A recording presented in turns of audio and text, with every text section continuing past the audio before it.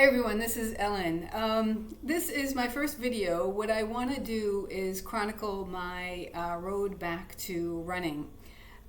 So for many years, so when I was younger, I was an athlete, an all-around athlete, but I focused especially on running as I got older. And then when I was in my mid-30s, I got sick. And it took me a long, long time to figure out what was going on. But ultimately, I did end up with a diagnosis in 2019 of chronic fatigue and pernicious anemia. And I had already had other diagnoses before that, a lot of autoimmune stuff, Hashimoto's, et cetera, et cetera. I continued to try to be fit and work out throughout a lot of that, and I think I just ended up digging the hole deeper. It took a long time for me to figure out that I needed to just back off and rest. So there were a few different, or a couple different significant moments in that process. The first moment was I had taken time. I was really frustrated at my inability to crack the code of training for myself. And part of the reason I couldn't do that was because my body just couldn't do it. It kept getting injured because it didn't have the resources it needed to be able to recover from whatever it was that I was doing. But anyway, I got really frustrated, and I just laid out what I thought was the categories of training, like what came before what. And I think I ended up coming up with 7. And what I realized when I wrote that list was that I was the conditioning, which would be running and just improving general fitness, was the 6th of 7 categories, and that's where I was trying to work. There were 5 other categories before that, and so that was eye-opening for me, but I continued to try to work there. Then one day I was stretching. I had started the practice of doing longer stretch holds. They were very soothing for my body. I also discovered that I have complex PTSD, which is something I've just lived with my whole life and didn't know any different. So that was exacerbating my ability to heal because just being in that chronic state of stress makes it challenging to heal. So I had to work through that too.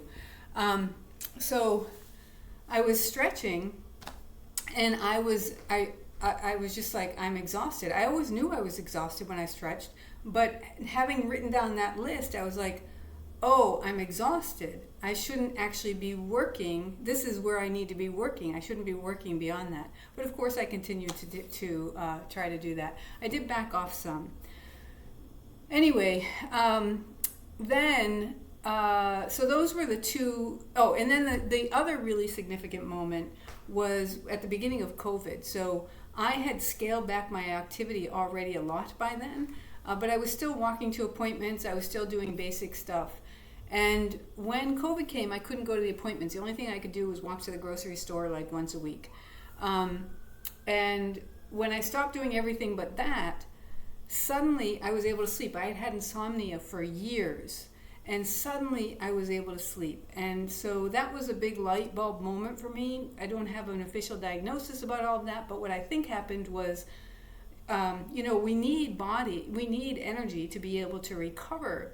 And I believe that what happened with me was that I was using up what little energy I had, and so my body, in its infinite wisdom, didn't let me sleep because it knew it didn't have the energy to go into that repair work. So that's what I think happened, but that, I don't know for sure. But that's how I understand it. I know that for sure. So anyway, so I finally just realized I needed to rest. And I think that really, I got sick when I was 35 in 1999. I think that had I understood that back then, and I just gave myself a solid 2 years of rest, and I wasn't eating well back then. I had to change my whole diet around. Once I changed my whole diet around, if I had had maybe 2 years of just really solid rest, I think I would have recovered pretty quickly. But as it is, that didn't happen. And even when I was when I finally understood what was going on at the beginning of COVID, really got it, the environment that I'm in wasn't supportive of restoring my health because there was a lot of stuff that other people were doing that was getting into my environment in terms of things that I was inhaling. So that sort of has delayed things. But anyway, slowly my body has been recovering. And it finally feels like, after a few years of taking vitamin B12 and resting as much as I could, it feels like my body has reached a point where it can start to do things. But I've reached other moments where I thought maybe I was ready to go and my body would collapse shortly. So the challenge for me is not overdoing. So that's a really important thing. So anyway, that's kind of the backdrop of where I'm starting. So I'm very deconditioned. I've literally been mostly lying down for, since 2019, since COVID began. The beginning of 2020? Was that the beginning of 2019 or the beginning of 2020? I don't remember. I think it was the beginning of 2020, right? So, so that's my starting point. So now my goal is to run. I really love running. It's, to be able to add that into my life will really help me, benefit me in many ways. It'll help me to kind of work, it'll make me feel good, just getting those chemicals going, but also and then I just enjoy it. And then it will be a way to process stress. For my body to do that, as long as I don't overdo it. That's the key, is learning what the sweet spot is where I can do it and continue to build and evolve, but not throw myself over the edge. So my body's very deconditioned right now, very weak, and so I want to start, and it's also very tight, and that was an issue. So when I was trying to do things, I was getting injured all the time because I was just super tight, especially my calves. And no matter what I did, I'd spend hours rolling, with foam rollers and balls and, trigger points. And I mean, literally I would spend hours doing that and nothing helped. And I was, of course, stretching and nothing helped. So now it feels like my body is responding some to what I'm doing. And so again, I just need to figure out what's the pace that I can do it at that will allow it to continue to do that without me driving it over the edge. That's my tendency, is to overdo. So I'm going to start, because my calves have been the trouble spot. That's the place that I want to start in terms of, so I'm doing a little bit of walking, like a tiny bit of walking. A few weeks ago, starting maybe a couple months ago, I experimented with running. I jogged like maybe 50 to 100 yards maximum. I don't really know how long it was, but I'm guessing it was around that. And I was able to do it. Like my joints didn't feel like they were crashing in on each other. My calves didn't feel like they were gonna, tear at any second. It felt okay. It felt like I could do it. But I also know that my body is really weak, and that if I try to build load, build running on top of the body, the state of my body as it is, I'll probably just end up getting injured.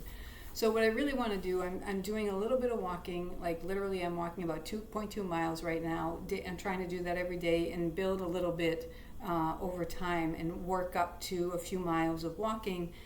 And in the meantime, work on my flexibility and my strength. And my plan is to rely a lot on long stretch holds, a yin type of yoga, where I'm really targeting the fascia and bringing, so when you hold stretches for a long time, what you're doing, according to yin yoga, is you're targeting the fascia.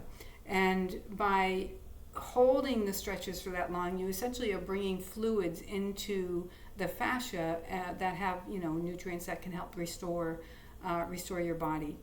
So it's with complex PTSD, that's holding stretches for a long time is very soothing for me, very soothing for my body, so it's a good place to start. And with calf stretching, you can do some calf stretches, stretch holds that also help to build the strength of your body, like long, and I'll show you that actually. I'll show you that in a minute. So one of the things that I learned, one of the mantras I had for myself when I was still trying to work out, but I couldn't really do what I thought I should be able to do. I mean, I could do it, but I couldn't do it without hurting myself. One of my mantras was, just because you can do it doesn't mean you should do it. And so that's sort of like the exact opposite mantra that really, as an athlete, I would have been saying to myself. It's like, no, you can do anything you want, and you got to try harder to do that other thing. So that was a hugely helpful mantra for me. It allowed me to start exploring what I like to call pregressions. So progressions are, there's an exercise that we're shooting for, and there's sort of like steps or foundations that we build along the way to be able to do this more advanced complex exercise. And usually we think of the exercises that come before the foundations as regressions, but I like to call them pregressions because it has less of a negative bent to it and it feels more descriptive of what's actually happening. So for me, the pregressions are the beginning levels of the exercise that sort of build to be able to do the more advanced versions of the exercises. And so that mantra, just because I can do it doesn't mean I should do it, was really helpful for me in exploring what might come before what I was trying to do. It's like I realized I couldn't do what I was doing, not sustainably, not really, even though I did it. And so I wanted to know, how can I build myself up? And I just kept going back and back and back and back. And I got really interested and kind of excited every time I found a new progression. It took a long time. I had to work through my own ego, humiliation, that sort of stuff.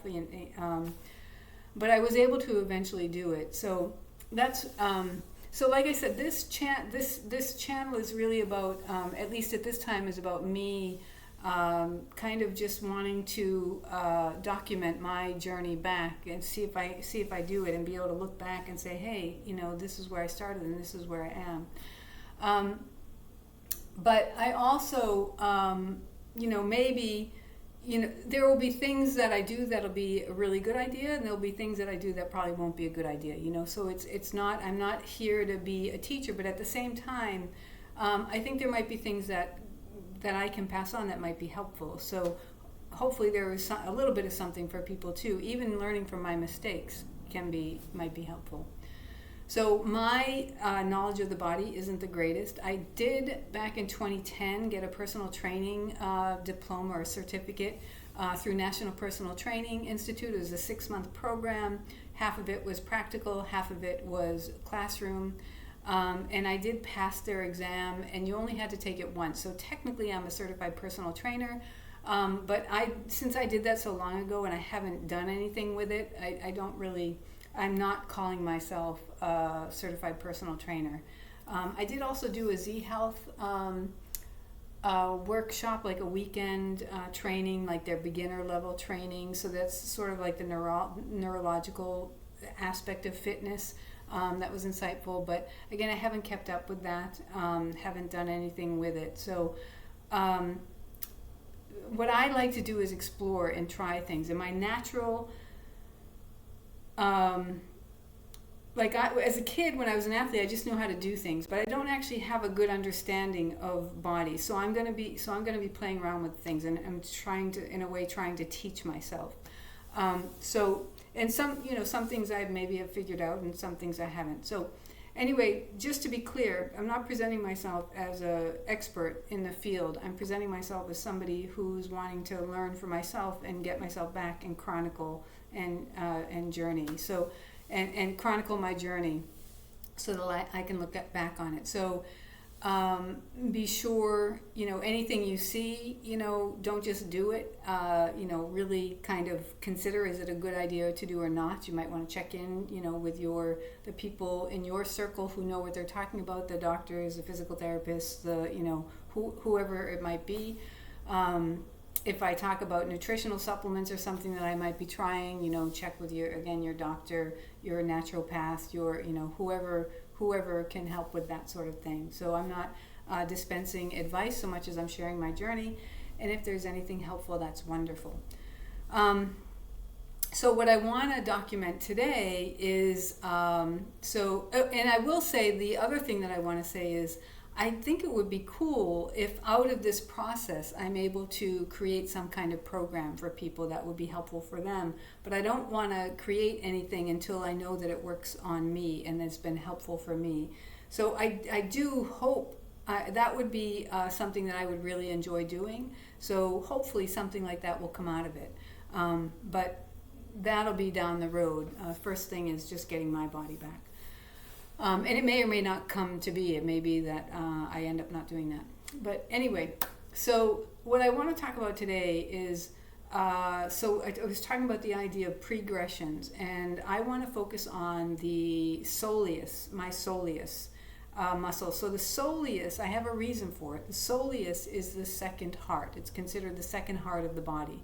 So this is the heart that pumps our blood, our arterial blood, out to the body, to the lungs, and through the rest of the body, to bring our, the cells of our body the nutrients that it needs to be able to operate, to be able to function. And then all that nutrients gets used up, and the blood has to go back through the veins, back to the heart, to the lungs, etc. So we have that cycle going. Well, while this heart up here pumps out to the body, the soleus muscles are the second heart. They pump the used blood, or the depleted blood, or whatever you want to call it, the venous blood, back up through the body. So you want to have a healthy soleus muscle. You want to have it strong, and you want to have it flexible and pliable, able to do the work that it's there to do.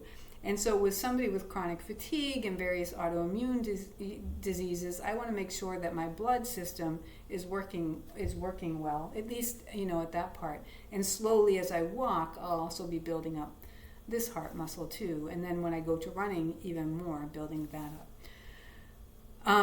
So for the soleus muscle, I want to start with static stretching, because for me that's the best place to start. And the static stretching for the soleus muscle, in some ways it's very hard to do without also taxing your body, requiring strength.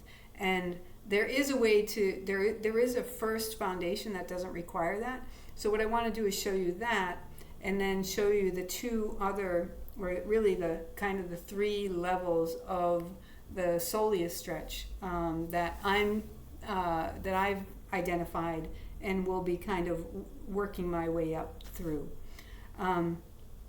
Okay, so that's what I want to do today. So the first one, and the trick is figuring out how to show you. So the first one is, you may not be able to see all of me in this, but so the soleus muscle, first of all, the soleus muscle is the soleus muscle is the muscle, the flat muscle here that goes underneath the gastroc. So the gastroc is the outer, the what we think of as the calf muscle. There's also a plantaris up here, and then the soleus muscle goes underneath. The soleus muscle plantar flexes the foot, and again, it's the second heart, and it pumps blood back up into the body. The gastroc, I believe the gastroc and the soleus converge, and they form the Achilles, and so then both attach down here on the calcaneus. The gastroc, it actually it attaches on the other side of the knee, so it attaches up here, so it's also involved in knee flexion. It's involved in knee flexion and in plantar flexion. The soleus, though, is the only muscle that's involved, at least in terms of the calf, that's involved in plantar flexion. I mean, no, I said that wrong. So the gastroc is involved in plantar flexion, but the soleus is only involved in plantar flexion. So in order to target the soleus, if we just do everything straight leg, so people strengthen their legs by doing straight leg calf raises, they're really just building up their gastroc. They're not so much building up their soleus, because the gastroc, I guess, will sort of supersede the soleus in that circumstance. So in order to target the soleus, you need to do bent leg work. And so I'm focusing on stretching. So the very beginning level soleus stretch that I can do that's not taxing, and this is something I did for a long time, it allows you to build some sort of flexibility. You can see that's just from my foot being on the carpet. So all I do is I'm in this, what I call this half crouch position, and I've got my foot flat on the floor, feet straight, and my heel planted on the floor. The whole foot is planted on the floor, but it's really important that the heel be on the floor. And then what I do is I don't even worry necessarily. I can be in a good posture or not. I don't worry so much about that. When I was really sick and had zero energy, I just really didn't care about my posture. But so then all I do is sort of press forward a little bit until I feel a stretch. You can so here, and now I'm pressing forward a little bit. And when I feel like I've got a good stretch, trying not to strain it, but just get a good stretch. And then what I do is I hold it. And what I do with stretches is my goal is to hold them for 5 minutes. That's within the Yin Yoga protocol, as I've been learning it and exploring it. And so then I just hold this for like 5 minutes. And again, it's not really a big deal. You do end up getting more of a stretch if you hold yourself in a good posture. But you depend, again, depending on where I am in terms of where I was in terms of my energy levels, I didn't worry too much about it. So this is level 1. And you can make some progress doing that, but you can't, or at least I couldn't make a lot of progress. Eventually what you need to do is you also need to add the weight of your body into the stretch, and you need to put yourself into a different position. The different position is a lunge. And the first version of that lunge is what is called a kneeling lunge. So the kneeling lunge is, this is level 2. The kneeling lunge is just this, just what it says. I'm kneeling, and I bring one leg forward into a lunge position. So what I want to do, this is something I learned from Yoga Body. You can use the wall to brace your knee against, to give yourself to give yourself support, and also decrease the amount of energy you're having to put into it, which it can be really helpful when you're recovering. So you just find, ideally what you want to be is about a fist width away, but that might not be possible. So what you want to do is, so you find where your foot, you experiment with your foot position, and what you're seeking, what you're going for, or what I'm going for, I guess I should say, is getting my knee to touch the wall. And that's a little bit too far for me. I could probably do it, but I would be straining. So I'm just moving my foot in a little bit. And now, sorry about this. Now I can do that. So that's still a little bit far for me right now. So right there, that's pretty good. Now my heel is still on the floor. I don't want my heel to come up. I want to be pressing my heel into the floor. And that's going to give me a good soleus stretch. Now this I want to hold again for 5 minutes. With the heel on the ground, this becomes a glute exercise too. So we're holding this into place, pressing our heel into the floor. So we're working our glutes, and also I'm also feeling it in my hip flexors and my quads. So it's not just a stretching exercise, it's a strength exercise.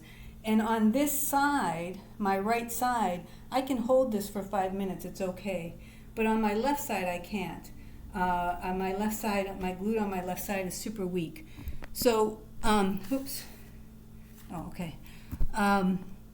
One more thing, I'll finish what I was saying there, but one more thing that I want to show you is that what I do, so I want to just show you the running motion that I've got in mind. So I was trained kind of to run very, I don't know where I got the idea. I don't know if someone told me or whatever, but I was trained to keep my torso very still. But there's a lot of, or not a lot, but there are people talking about how you really, you actually want to be rotating your trunk through the running motion. That helps to, apparently that's somehow that rotational movement is actually the force that is how the running motion happens. It's where the power in the running motion comes. I'm not sure if I'm saying that technically correct. It's not the legs, it's not the push-off. It's actually from this coiling or this rotation, and actually some people say even a little bit of a coiling. So you can look at the Weck method for this idea of coiling, and you can look at Lawrence Lindgren, Lingren, I think. He's a running coach who talks about this running motion. So when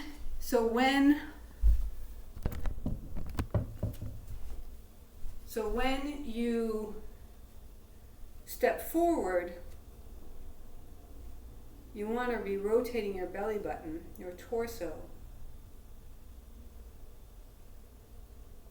to the leg that's forward. And then you come through, and then you're rotating this way. So now I'm going backwards, I'm kind of doing the same thing, but forward. So when I do this kneeling lunge, I'm just going to show you standing, but because it's the same thing. This is a level 3.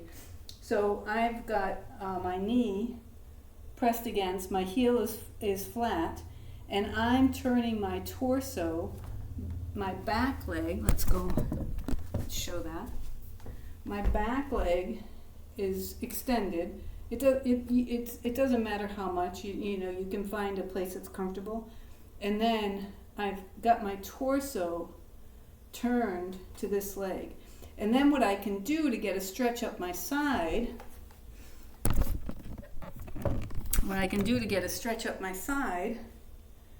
so here, and I can actually raise this arm.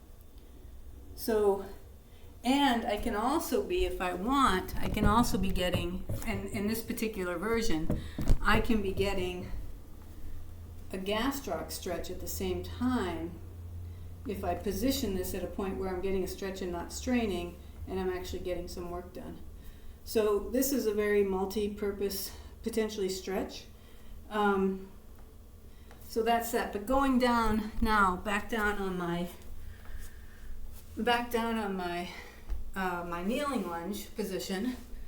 So I can do the same thing with my arm, with my torso and my arm. So I go forward. So my knee is pressed against the, let's see if I can show you that a little bit.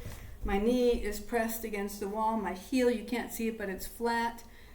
My torso is, I've got my torso, my belly button pointing towards this leg. And then what I can do is I can reach this arm up.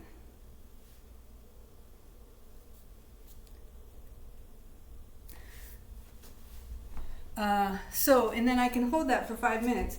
This morning I did this, and on my left side, so this is my left side, and my left side, it's a little bit far for me right now. So now I have my torso, my belly button pointed to this leg, and I can bring this arm up. Now I'm super weak in my left glute. My whole kind of left hip complex is a little screwy right now. So what I did was I just held it for 2.5 minutes. That felt like I could have gutted it out and done it for the whole 5 minutes, but I didn't want to overdo. Like, that's a really big deal for me to learn that. And so then I did just 2.5 on the other side, and then what I ended up doing is I just went ahead and did this stretch for 5 minutes each. So I got the I got the 5 minute hold. I could have just done it for 2.5, but I wanted that all that 5 minutes. So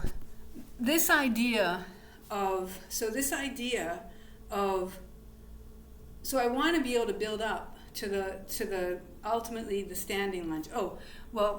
Let me show you the fourth version first, and then I'll talk about this. So the fourth version is just a standing lunge, but without the support. And I suppose we could actually have a kind of a half version where we did the kneeling lunge without support, but I don't think that'll be necessary.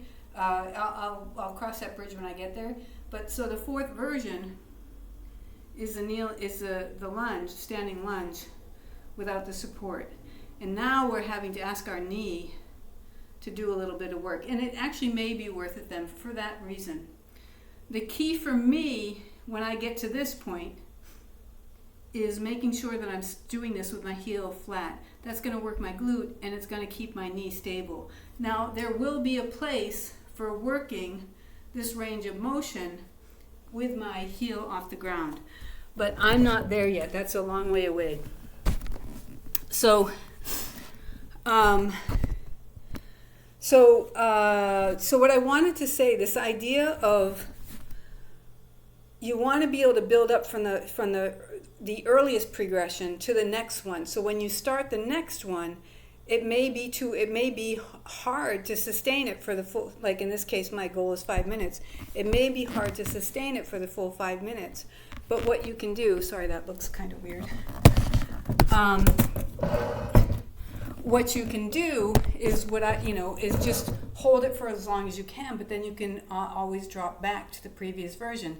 And then when you get to the standing lunge version, you can do that for as long as you can, and then scale back to the kneeling lunge. And if the kneeling lunge is still too hard, like because you've worked it hard on the standing lunge, you can do this for a little bit, and then you can scale back to the kneeling lunge, or you can go. The half crouch soleus stretch, or you can start at the standing lunge and be like, oh, that's as much as I can do, and you can just drop back to the half crouch lunge. You can play it by ear. So so again, I'm saying you, but I'm really talking about my own process here and what I'm doing. But where this comes from is Scott's, where I learned this from, this idea of learning the foundations, learning the progressions, so that when you're working up to a higher level, you can drop back. That's from Scott Sonnen's work at RMAX International. He's a martial artist who creates programs for people who aren't martial artists, and he's really quite brilliant in my opinion. He's not a fan of stretching, so he wouldn't be a supporter of what I'm doing here in terms of stretching. But he's brilliant, and I really appreciate and actually love his work. So that's where that idea comes from. And then I think I said it, but the idea of the support, using the wall to support your knee, that comes from Yoga Body. I can't remember the name of the person who runs that website and YouTube channel, but on YouTube, if you type in calf or gastroc or soleus or something, I think you'll get videos that come up that show that's supporting the knee against the wall. It's really a great way to do it, but I think it's good also to progress beyond that, just when you can, when it's safe, when you've got the foundations built up to do that. So anyway, that's my current work in terms of the soleus. And then eventually what I'm going to want to do is add strength work to that, in terms of active strength work of, plantar flexing my foot to, do calf raises essentially in that bent leg position to get to my to get my soleus going. And of course I'll be doing gastroc stretches too. But anyway, I just wanted to show you the soleus. That's kind of my big thing. And the focus on the heart, just, focus on the circulation, making sure that I'm getting that going, that I'm targeting that right at the start. So thank you for watching. I hope there was something interesting for you here. I'll be back. I'm not sure. It's going to be whenever I get around to it. I don't have anything specific planned. I'm just wanting to log my journey as I go. So whenever something new comes up that I think is important, that I want to remind myself of, I'll come on and talk about that. So anyway, that's all. Thank you so much. Take good care, and you can let me know what you think. You can, if you like this, you can like it. All those things that people do on YouTube. But anyway, I appreciate that you tuned in, and okay, take care. Bye.